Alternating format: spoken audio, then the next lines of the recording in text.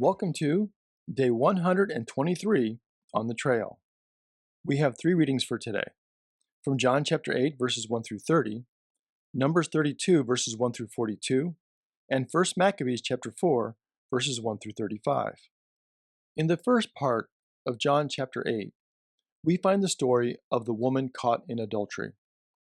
However, according to nearly all biblical scholars, this story was not part of the original version of John's Gospel, and it was most likely added later. Yet there is no reason to doubt the truth of this story. Instead, it is likely that the story of Jesus circulated in the earliest church and was included in John sometime later. The reason it was added to this section of John's Gospel was the emphasis we find on judgment in chapters 7 and 8. In the story of the woman caught in adultery, Jesus has once again returned to the temple to teach. Now we should also note that at this point in Jesus' ministry, the Pharisees and other Jewish leaders have seen that Jesus is proclaiming God's kingdom to the marginalized, the poor, and the outcasts. They have also demonstrated their anger and frustration with Jesus' interpretation of the law, as we saw when he healed the lame man on the Sabbath. Therefore, the scribes and Pharisees bring to Jesus a woman whose act of adultery would have demanded that she be executed by stoning. As John points out, they are not looking for an interpretation of the Mosaic law. Instead, their intention is to discredit Jesus. If Jesus says that she should not be stoned, he would contradict the law. However, if he agrees with the scribes and Pharisees, Jesus may be seen as contradicting his mission to save the sinners and the outcast. Instead of answering their obviously disingenuous question, Jesus bent down and wrote something in the dust with his finger. Now, what message Jesus carved into the ground that day is unknown. However, there has been widespread speculation. Some believe that Jesus was simply doodling in the ground as a distraction, or providing some calm amid what was obviously a heated moment. Others have suggested that Jesus was listing out the sins of those who had brought the woman before Jesus. To support this view, a connection with Jeremiah 17, verse 13 is suggested, which reads, "O hope of Israel, O Lord, all who forsake you shall be put to shame. Those who turn away from you shall be recorded in the earth. For they have forsaken the spring of living water, the Lord." By writing in the dirt, Jesus is reminding this woman's accusers of this passage from Jeremiah and the ways they have turned away from God. But regardless of what Jesus wrote in the ground that day, what he says to them is extremely clear. Verse 7, when they kept on questioning him, he straightened up and said to them, "Let anyone among you who is without sin be the first to throw a stone at her." Death by stoning was to be carried out by the witnesses. If they were truly presenting this woman to Jesus under false pretenses, then they too had violated the law and were guilty. After all, where is the male who was involved in this adulterous act? If they were witnesses to what was happening, why did they not try to stop it? In response to Jesus' challenge, the stones they clutched in rage and self-righteousness slowly fell to the ground.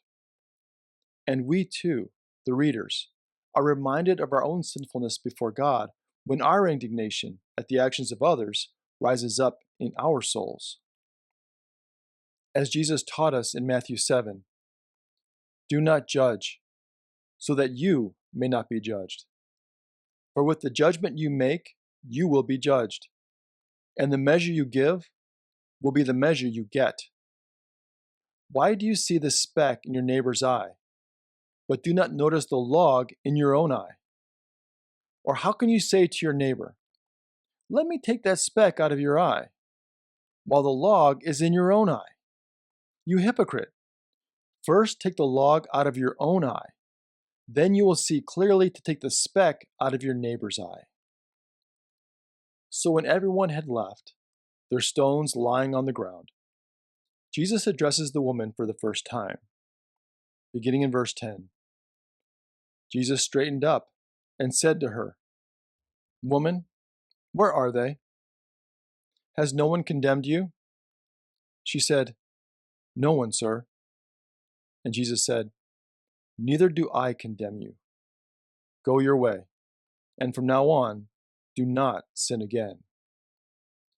In these words of mercy and comfort from Jesus, we should not overlook the authority of Jesus.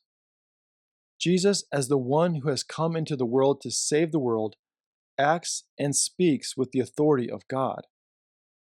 As we discussed earlier along the trail, Jesus can offer forgiveness when others cannot or will not. Then, as Jesus told the lame man he healed in chapter 5, he commands her not to sin again. The mercy of God, which is always undeserved, calls us to a changed life. We are no longer to walk in our old ways or follow paths that only lead to destruction. We are to turn and follow the way of Jesus. So now, turning briefly to verse 12, we find another of the I am, or ego eimi, statements of Jesus. Again, Jesus spoke to them saying, "I am the light of the world. Whoever follows me will never walk in darkness, but will have the light of life." Now, if this story of Jesus' encounter with the woman caught in adultery is removed from this location in John's Gospel, then this statement about Jesus being the light of the world will be placed immediately after John 7, verse 38, since Jesus had no part in the discussions recorded in John 7, verse 40 through 52. So, to help us connect Jesus' statement about being the light of the world with what went before it, let's go back and look at John chapter 7, verses 37 and 38, which read, "On the last day of the festival, the great day, while Jesus was standing there, he cried out, 'Let anyone who is thirsty come to me, and let the one who believes in me drink. As the scripture has said, out of the believer's heart shall flow rivers of living water.'" So when Jesus declares himself the light of the world, the setting would still be at the Feast of Tabernacles. And now, Jesus is also connecting his presence at the Feast of Tabernacles with the celebration of lighting the 4 great menorahs that occurred during the festival. As with the water drawing ceremony at the Feast of Tabernacles, and Jesus' proclamation of offering living water, the celebration of the lighting of the lamps at the Feast of Tabernacles would have also been strongly connected to God's presence with Israel during their 40-year sojourn in the wilderness. God was present with his people, guiding them by the pillar of cloud during the day and the pillar of fire at night. Therefore, Jesus' statement, "Whoever follows me will not walk in darkness, but will have the light of life," would have been especially meaningful. When Israel left Egypt, they quite literally followed the light as they were led from the land of slavery through the wilderness to the promised land. Likewise, the disciples of Jesus are to follow his light, which leads them out of the slavery to sin, through the snares of the darkness of this life, and into his kingdom of light. Thank you for joining us today. Until next time, stay on the trail.